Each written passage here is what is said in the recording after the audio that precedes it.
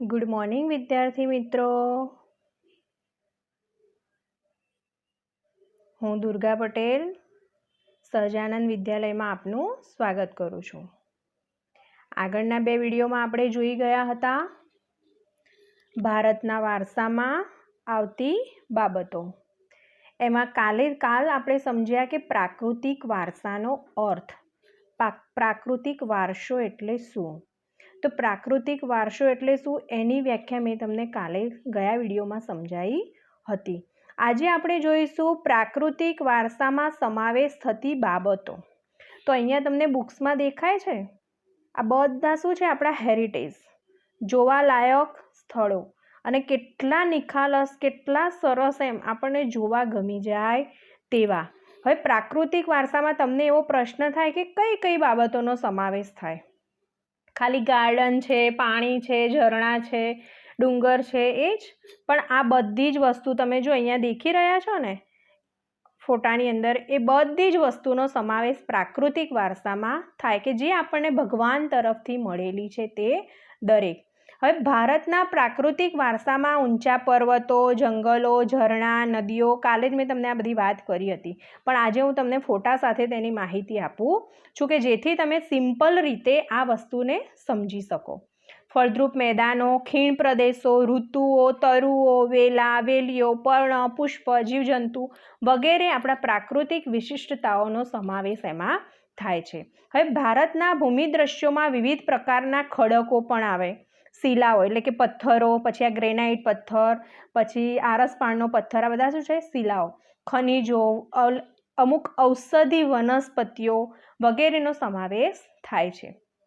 પ્રકૃતિએ આપણા ખોરાક, પાણી, શુદ્ધ વાયુ તેમજ નિવાસસ્થાન જેવી જરૂરિયાતો પૂરી પાડી છે. આપણને જમવાનું શેમાંથી મળે છે? વનસ્પતિમાંથી જ ને.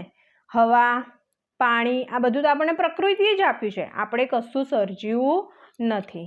ભારતના પ્રાકૃતિક વારસામાં પંચતંત્રની વાર્તાઓ, બૌદ્ધ ધર્મની જાતક કથાઓને પણ સ્થાન આપવામાં આવ્યું છે. કાલે મેં તમને પંચતંત્રની વાર્તા વિશે સરસ એવી વાત કરી હતી. પછી શાસ્ત્રીય સંગીત અને લોકસંગીત વિશે પણ વાત કરી હતી કે તેની અંદર વનસ્પતિ અને પ્રાણીઓ, પશુઓ, પક્ષીઓનો સમાવેશ કરી અને આપણી આ જે સંસ્કૃતિ છે તેને જોડી રાખવા માટે પ્રાકૃતિક ઋતુઓ પણ રહેલી છે. ગીતો, કાવ્યો, તહેવારો, ચિત્રો વગેરેને વિષય વસ્તુ તરીકે નિરૂપવામાં આવે છે. હવે આપણી આયુર્વેદિક, યુનાની અને નિસર્ગોપચાર જેવી ચિકિત્સા પદ્ધતિઓ સંપૂર્ણપણે પ્રકૃતિ પર આધારિત છે. તમે ઘણા જોજો સ્પા કરાવે છે, પછી ઘણી માલિશો એવી આવે છે કે જે પ્રકૃતિને આધારિત એની ઔષધિઓ લઈને એના તેલ માલિશથી તમને ઘણું એવું સંપૂર્ણપણે પ્રકૃતિ આધારિત જ એ આપણને મળે છે. હવે એક છે ભારતના ભૂમિદ્રશ્યો વિશે માહિતી આપો. તો ભારતના ભૂમિદ્રશ્યમાં ભૂમિ આકારો એટલે હિમાલય શું છે? એક ભૂમિદ્રશ્યનું સર્જન છે. એક ભૂમિ છે પણ કેવા આકારમાં છે? હિમાલય પર્વતના આકારમાં છે. હવે દાખલા તરીકે હિમાલય પર્વત એ ભૂમિ આકાર છે. હિમાલયમાં અનેક પ્રકારની વનસ્પતિઓ, ખનિજો, અવનવા પશુ પક્ષીઓ અને શિખરો બરફથી છવાયેલા રહે છે. એકદમ અનોખું વાતાવરણ છે ત્યાં આગળ. હિમાલયમાંથી નીકળતી નદીઓ બારેમાસ ભરપૂર પાણીથી સમૃદ્ધ રહે છે. હિમાલયના તરાઈના જંગલો આવેલા છે. હિમાલયમાં અમરનાથ, બદ્રીનાથ, કેદારનાથ જેવા યાત્રાના સ્થળો તથા નંદાદેવી જેવા શિખરો આવેલા છે. હવે આ બધું શું છે? તો કે આ બધું એ એક પ્રકાર છે, એક આકાર જ છે ભૂમિનો. ભૂમિદ્રશ્યના આકારો એના વિશે આપણે માહિતી કરીએ તો એ શું છે? હિમાલય શું છે? ભૂમિદ્રશ્યનો એક આકાર છે કે જેની અંદર ઔષધિ વનસ્પતિઓ પણ આવેલી છે. એમાંથી નીકળતી ઘણી બધી નદીઓ પણ છે. રાવી છે, સિંધુ છે, આ બધી શું છે? હિમાલયમાંથી નીકળતી નદીઓ. હવે તમને એવું પણ પૂછાય કે કારણ આપો, ભારત માટે હિમાલયનું મહત્વ ઘણું છે. આવો પ્રશ્ન પણ તમને પૂછી શકાય. મેં અહીંયા સાઈડમાં ટીકમાર્ક કરેલો છે કે કારણ આપો, ભારત માટે હિમાલયનું મહત્વ ઘણું છે. એવું જ એક બીજું જોઈએ તો કે પ્રાકૃતિક વારસાના અંગ તરીકે નદીઓનો પરિચય આપો. હવે પ્રાકૃતિક વારસાના અંગ તરીકે નદીઓનો પરિચયમાં શું આવે? ભારતની નદીઓ તો અતિ પ્રાચીન કાળથી આજ દિન સુધી પવિત્ર લોકમાતાઓ રહી છે. આપણે નદીને શું કહીએ છીએ? લોકમાતા કહીએ છીએ. તો કે અતિ પ્રાચીન સમયથી ભારતમાં નદીઓ લોકમાતા તરીકે પૂજાય છે. ભારતની સંસ્કૃતિનો ઉદય અને વિકાસ એ સિંધુ અને રાવી નદીઓના કિનારે જ થયો હતો. શેના આધારે થયો હતો? કે સિંધુ અને રાવી નદીઓના કિનારે. હવે એ આપણે અહીંયા જોઈએ છીએ. જો અહીંયા તમને આ બધી નદીઓના આપેલા છે, ગંગા નદી, સિંધુથી રાવી, એ બધી નદીઓનો તમને અહીંયા આખો ઉલ્લેખ, અહીંયા ફોટા પણ આપેલા છે. હવે સિંધુ, ગંગા, યમુના, કાવેરી, નર્મદા, ગોદાવરી, સરસ્વતી વગેરે નદીઓએ ભારતના લોકજીવનને સમૃદ્ધ બનાવ્યું. કેવું બનાવ્યું? સમૃદ્ધ. કઈ રીતે? પોતે પાણી પહોંચાડીને. જો પાણી જ ના હોત આપણી નદીઓની અંદર તો આપણે જીવન કઈ રીતે જીવી શકત? ના જીવી શકત. ખેતી ના થાત, આપણે વનસ્પતિ ના ઉગત, ખાઈ ના શકત, અનાજ ઉત્પન્ન ના કરી શકત. તો આપણે પાણીના તો ઘણા બધા ઉપાયો છે, એના વગર આપણે જીવન જ આપણું સમૃદ્ધ બનત નહીં. એવી જ રીતે પ્રાચીન સમયથી જ લોકોએ પીવા, વપરાશ, સિંચાઈ, વીજળી, ખેતી, જળમાર્ગ જેવી આપણી મહત્વની જરૂરિયાતો માટે નદીઓના પાણીનો ઉપયોગ કર્યો છે. વિદ્યુત માટે પણ આપણે પાણીનો ઉપયોગ કરીએ છીએ. ધોધ ના હોય ત્યાં સુધી વીજળી પણ ઉત્પન્ન થાય નહીં એમ. એટલે આપણી સંસ્કૃતિના સર્જકોએ નદી કિનારાની માટીમાંથી વાસણો, લીંપણ, મકાનો અને રમકડા બનાવ્યા હતા. આપણા સર્જકો એટલે કે બહુ પહેલાં. અત્યારે જો કે માટીની વસ્તુઓ તમને બહુ ઓછી જોવા મળે, લોખંડની ને સ્ટીલની વસ્તુ જોવા મળે, પ્લાસ્ટિક આવી ગયું અત્યારે એટલે પ્લાસ્ટિકની વસ્તુ વધારે જોવા મળે. પણ સૌથી જૂનું અને પહેલું જાણીતું શું હતું? માટીના વાસણો, ચિનાઈ માટીના રમકડાઓ, ચિનાઈ માટીના વાસણો. હાલ પણ તમે જોજો અથાણા અને છુંદા તમારી મમ્મી શેમાં ભરે છે? ચિનાઈ માટીની બરણીમાં. કેમ? આખું વરસ એને ભરી રાખો તો પણ એને કશું જ થાય નહીં એટલા માટે. પછી લીંપણવાળા મકાનો પણ નદીની કેવી લીસી રેતમાંથી બનતા હતા. હવે નદી કિનારે જોવા મળતા ઉષા અને સંધ્યાના વિવિધ ભૂમિ દ્રશ્યો. હવે નદી કિનારે ઉષા એટલે કે જ્યારે સૂર્યનો ઉદય થાય તે સમયે કેવું લાગે? એકદમ મસ્ત રમણીય વાતાવરણ દેખાય. અને જ્યારે સંધ્યા એટલે કે જ્યારે સૂર્યપ્રકાશ આથમતો હોય ત્યારે તમારે સીન જોવાનો, એ નજારો આખો જોવા જેવો એમ. તમારા મનને શાંતિ આપે તેવો નજારો તમને દેખાય. તમને પણ એમ થાય કે ઓહો, પ્રકૃતિએ શું આમ રૂપ લીધું છે, એટલું મસ્ત. એટલે કે સંધ્યાના વિવિધ ભૂમિ દ્રશ્યોએ માનવીના સૌંદર્ય, સૂઝ, કલા એટલે કે આને શું કર્યું છે? કૌશલ્ય વિકસાવીને ભારતીય પ્રજાજીવનને સુંદર બનાવ્યું છે. એ જોઈ અને આપણને એમ થાય કે આહા, કેટલું મસ્ત દ્રશ્ય છે. કવિ હોય તો એને જોઈ અને કવિતા લખી નાખે એમ. રાઇટર હોય તો એને જોઈ અને એના વિશે કંઈક લેખ લખી નાખે. એવું એનાથી એને પોતાના કૌશલ્યો પણ વિકસાવી શક્યો માણસ એમ. હવે જોઈએ પ્રાકૃતિક વારસાના અંગ તરીકે વનસ્પતિ જીવનનો પરિચય આપો.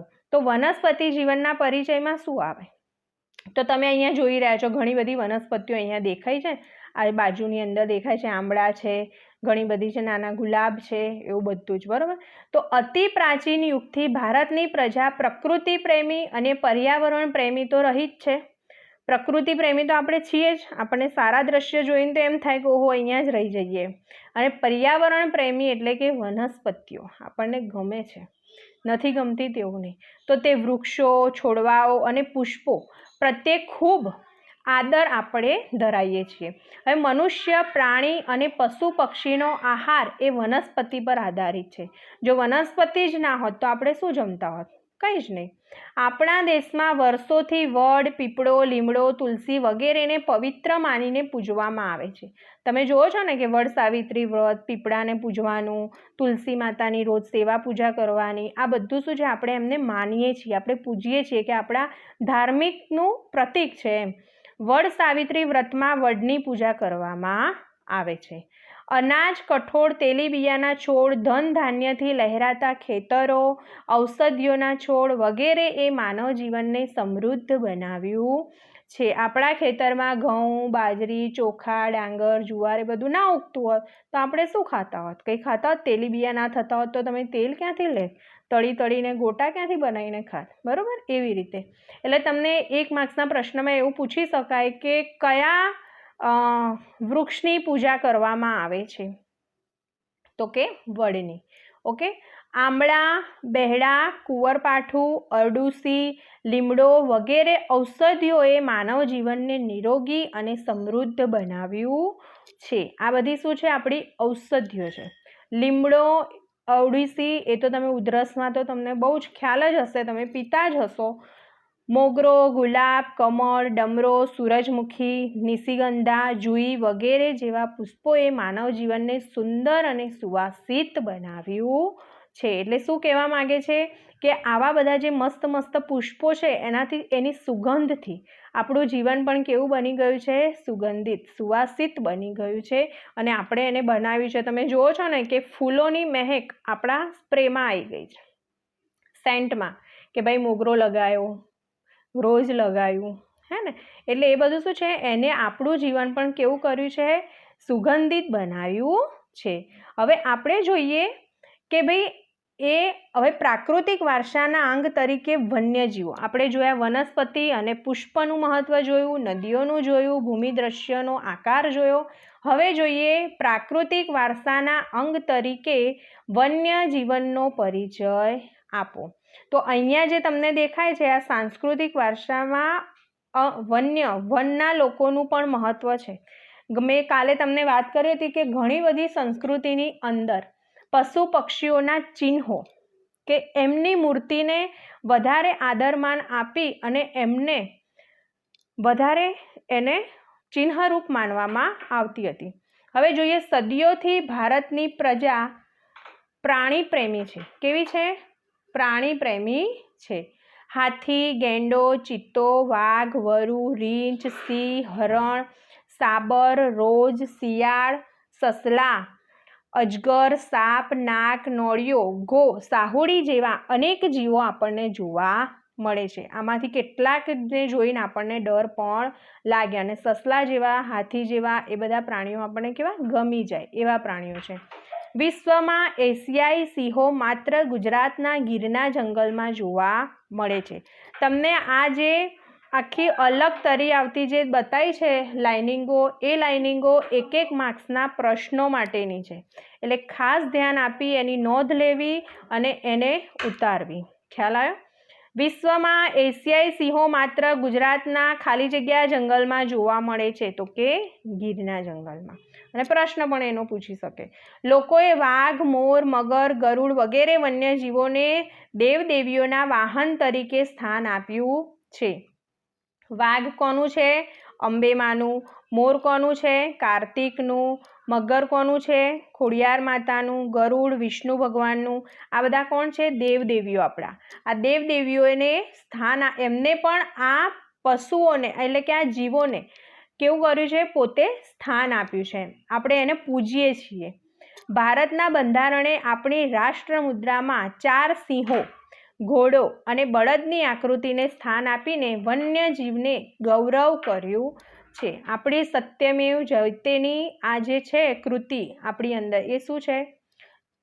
4 સિંહો, ઘોડો અને બળદની આકૃતિને સ્થાન આપ્યું છે. વન્યજીવોની રક્ષા માટે અભયારણ્યો બનાવી તેમના જીવનની સુરક્ષા માટે કાયદા પણ ઘડેલા છે. કેમ કે એમની સુરક્ષા પણ થવી જોઈએ. જો એને આડેધડ શિકાર કરી અને મારી નાખવામાં આવે તો આપણા વન્યજીવોમાં કંઈ બચે નહીં. માટે હવે આપણે જોઈએ સાંસ્કૃતિક વારસાનો અર્થ સમજાવો. હવે સાંસ્કૃતિક વારસો એટલે શું? આપણે જોયો પ્રાકૃતિક વારસો, કે જે આપણને પ્રકૃતિ તરફથી મળેલો છે, ભગવાન તરફથી મળ્યો છે, તેવો વારસો જોયો. હવે આપણે જોઈએ સાંસ્કૃતિક વારસોનો અર્થ સમજાવો અને તેમનો સમાવેશ થતી બાબતો. તો સાંસ્કૃતિક વારસો એટલે માનવ સર્જિત વારસો. આ તો તમને બધાને ખબર હશે, આગળના ધોરણમાં પણ તમે ભણી ગયા હશો. પ્રાકૃતિક વારસો એટલે પ્રકૃતિ તરફથી મળતો વારસો, અને સાંસ્કૃતિક વારસો એટલે માનવ સર્જિત વારસો. હવે માનવીએ પોતાની બુદ્ધિ, શક્તિ, જ્ઞાન, આવડત અને કલા કૌશલ્ય વડે જે કાંઈ સર્જ્યું કે મેળવ્યું તે સાંસ્કૃતિક વારસો કહેવાય. 1 માર્ક્સના પ્રશ્નની અંદર પૂછાઈ શકે કે સાંસ્કૃતિક વારસો કોને કહેવાય? તો આના નીચે અંડરલાઈન કરી લેજો. બુક્સની અંદર પણ આપેલું છે. તમે બુક્સને સાથે લઈને જ બેસો અને બુક્સમાં જોઈ એની નીચે અંડરલાઈન કરતા રહો, એટલે તમને 1 માર્ક્સના ખાલી જગ્યા કે પ્રશ્નો શોધવા પડે નહીં. બીજું જોઈએ, આપણા સાંસ્કૃતિક વારસામાં મંદિરો, શિલાલેખો, સ્તૂપો, વિહારો, ચૈત્યો, મકબરા, મસ્જિદો, કિલ્લાઓ, ગુંબજો, રાજમહેલો, દરવાજા, ઇમારતો, ઉત્ખનન કરેલા સ્થળો તેમજ ઐતિહાસિક સ્મારકોનો સમાવેશ કરી શકાય છે. તમે લોકો લાલ દરવાજા તો ગયા જ હશો, ત્યાં આગળ જુઓ છો ને 3 દરવાજા, ભદ્રકાળી મંદિર, આ બધું શું છે? આપણા જૂની ઇમારતો, જૂના રાજમહેલો પણ છે, મકબરા પણ છે, એની અંદર જૂની મસ્જિદો પણ છે, બધું છે ને. આ બધું શું છે? ઉત્ખનન કરેલા સ્થળો, એટલે કે પહેલાંના જે રાજાઓ હતા એમને બનાવ્યું હતું, તો આપણે એને જોવા પણ જઈએ છીએ. ઐતિહાસિક સ્મારકો કહેવાય એને. કેવા કહેવાય? ઇતિહાસમાં બની ગયેલા, અને અત્યારે આપણે એ લોકોને યાદ કરીને જોઈએ છીએ, માટે એને કહેવાય ઐતિહાસિક સ્મારકો. હવે આપણા સ્વાતંત્ર્ય સંગ્રામના ઐતિહાસિક સ્થળો કેવા? જેવા કે સાબરમતી આશ્રમ. સાબરમતી આશ્રમમાં શું છે? ગાંધીજીની દરેક વસ્તુ. દાંડી, બારડોલી, વર્ધા, શાંતિનિકેતન, કોલકાતા, દિલ્હી વગેરે પણ સાંસ્કૃતિક વારસા તરીકે ઓળખી શકાય છે. જ્યાં સ્વાતંત્ર્ય સંગ્રામનું જે પણ કાર્ય થયું હશે દરેક સ્થળોને આપણે ઓળખી શકીએ છીએ. હવે આ ઉપરાંત ભાષા, લિપિ, અંકો, શૂન્યની શોધ, ગણિત, પંચાંગ, ખગોળ, ધાતુ, ધર્મ, સાહિત્ય, હવે આ બધાની શોધ કોણે કરી, કેવી રીતે કરી, એ પણ આપણા બુક્સની અંદર બધું જ આપેલું. એક વારાફરતી તમને દરેક પાઠમાં કંઈક ને કંઈક નવું જાણવા અને જોવા મળશે. હવે યુદ્ધશાસ્ત્ર, પછી રાજ્યશાસ્ત્ર, પ્રાણીશાસ્ત્ર, વનસ્પતિશાસ્ત્ર, વાસ્તુશાસ્ત્ર, ન્યાયતંત્ર વગેરેની મહત્વની શોધોનો પણ સાંસ્કૃતિક વારસામાં સમાવેશ થાય છે. આ બધાનો સમાવેશ શેની અંદર થાય છે? સાંસ્કૃતિક વારસામાં. હવે પ્રાગ ઐતિહાસિક યુગથી ભારતની પ્રજાએ સાંસ્કૃતિક વારસાની અનેક બાબતો વિશ્વની પ્રજાને આપી છે. દાખલા તરીકે શિલ્પો કંડારવાતની કળા લગભગ 5000 વર્ષ જૂની છે. એવી જ રીતે બીજો પણ દાખલો છે કે ભાઈ ત્યાં આપણે પાટણના પટોળા બનાવવાની જે કળા છે એ કેટલા વર્ષો જૂની છે? ઘણા બધા વર્ષો જૂની, કે જ્યારે સ્વાતંત્ર્ય સંગ્રામ પહેલાંની રાજાઓ હતા એ વખતની, એટલે એ પણ 5000 વર્ષ જૂની તો હશે જ. હવે જોઈએ સિંધુ ખીણ સંસ્કૃતિના અવશેષોમાંથી મળી આવેલ નર્તકી. હવે આ અહીંયા તમને જે બુક્સમાં સાઈડમાં જે ફોટા દેખાય છે, ખ્યાલ આવે છે? એમાં શું બતાવ્યું છે કે સિંધુ ખીણની સંસ્કૃતિના અવશેષોમાંથી મળી આવેલ નર્તકી દેવદેવીઓના, પશુઓના અને માનવ આકૃતિના શિલ્પો. અહીંયા દેખાય છે 3 આ સ્ત્રીઓ ઊભી છે, એ કેવી છે? નર્તકી. પછી આ જે હરણ જેવું દેખાય છે એ એમનું પશુઓનું એક ચિહ્ન છે. હવે માનવ આકૃતિના શિલ્પો, બાળકોને રમવાના કેટલાક રમકડા, દાઢીવાળા પુરુષનું શિલ્પ, જો અહીંયા દેખાય છે, આપણી બુક્સમાં પણ આપેલું છે દાઢીવાળા પુરુષનું શિલ્પ વગેરે આપણા પ્રાચીનતમ સાંસ્કૃતિક વારસાનું ગૌરવ છે. આ બધા આપણને જૂના એટલે કે પ્રાચીન યુગના અવશેષો બતાવ્યા છે કે પહેલાં આવું પણ હતું, લોકો આવા પણ હતા એમ. મૌર્ય યુગના શિલ્પોમાં ઊંધા કમળની આકૃતિ પર, જો મૌર્ય યુગના ઊંધા કમળની આકૃતિ પર વૃષભ કે સિંહનું, કેવું કીધું છે? વૃષભ કે સિંહનું શિલ્પ, ગૌતમ બુદ્ધનું પ્રજ્ઞાપાર સ્મિતાનું શિલ્પ, સારનાથની ધર્મચક્ર પ્રવર્તનવાળી ગૌતમ બુદ્ધની પ્રતિમા તેમજ ગુપ્ત યુગની જૈન તીર્થંકરોની પ્રતિમાઓ અને રાષ્ટ્રકૂટ રાજાઓના સમયની ઇલોરાની ગુફાઓના શિલ્પો આપણા ભવ્ય સાંસ્કૃતિક વારસાની સમૃદ્ધિના દર્શન કરાવે છે. આ બધું જ આપણને શું બતાવે છે કે આવું આપણા પ્રાચીન યુગમાં, મૌર્ય યુગ, પછી સિંધુ ખીણના, તમે મોહનજોદારો પિક્ચર જોયું હશે તો એની અંદર સિંધુ ખીણની સંસ્કૃતિ વિશે થોડું ઘણું ઉપર છલ્લું આપણને જ્ઞાન મળે કે એ લોકો આવું પહેરતા હતા, આવા રહેતા હતા અને આવી રીતે પોતે વેપાર કરતા હતા, એવું એની અંદર સમજાવેલું છે. હવે આપણે બીજું જોઈએ કે ભાઈ આપણે આજે આટલું જોઈ લીધું કે મૌર્ય યુગના શિલ્પોમાં ઊંધા કમળની આકૃતિ ઉપર જો અહીંયા ભગવાન બુદ્ધ બતાવ્યા છે, વૃષભ એટલે કે સિંહ, બળદ એમ, અને સિંહનું શિલ્પ એવું પણ આપણને આની અંદર બતાવેલું છે. હવે આપણે આગળના વિડીયોમાં જોઈશું ગુજરાતમાં સાંસ્કૃતિક, પૌરાણિક અને પુરાતત્વીય સ્થળો. બરાબર, આજે આપણે અહીંયા સુધી જોઈ ગયા. મેં તમને ચાલુ વિડીયોમાં જ વાત કરી હતી કે જ્યાં જ્યાં મેં તમને અંડરલાઇન કરવાનું કહ્યું છે બુક્સમાં તે કરતા રહેજો. એક એક વાક્યના પ્રશ્નો અત્યારથી જ રેડી કરતા રહેજો તો તમને આગળ વાંધો નહીં આવે.